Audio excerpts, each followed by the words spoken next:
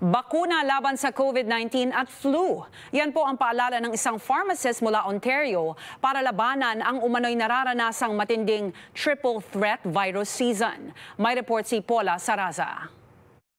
Meron ba tayong worry about a respiratory illness uptake in this fall?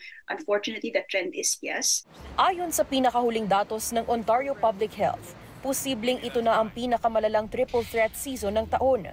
Bukod kasi sa karaniwang flu o influenza, may banta rin ng COVID-19 at respiratory syncytial virus o RSV, batay sa isinagawang wastewater surveillance sa probinsya. Chine-check nila ang dumi ng ating tubig.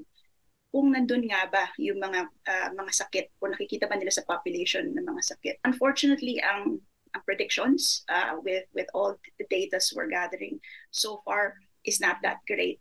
Hindi man mandatory ang pagsuot ng face mask, ito pa rin anila ang isa sa pinakamabisang proteksyon para hindi mahawa sa anumang virus. Yung masking, I know medyo pagod na yung mga population natin to talk about masking and vaccines and whatnot. We recognize the fatigue, but it does not really, you might want to see what your individual risks are. Ayon kay Patricio, maaari ring lumapit sa mga lokal na butika para sa taunang flu shot at updated COVID vaccination. We are still highly encouraging the public to get updated with their vaccination, both for COVID-19 and so as the influenza. Ang RSV naman, hindi pa siya publicly funded ng ating Ontario government. Maaring iba siya sa ibang probinsya. Pero ito ay maaaring kunin as a prescription mula sa inyong mga doktor.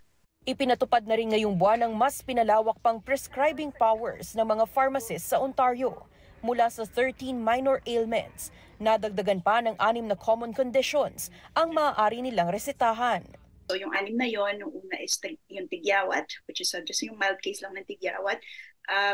Yung aphthous ulcers na tinatawag nila, which is sa atin ay singaw sa bibig, pantal na mula sa lampin or diaper rash, yeast infection ng mga babae, bulating parasitiko, which is the pinworm, threadworms, at saka ang pagsusuka, yung pang-anim is yung pagsusuka na mula sa pagbubuntis.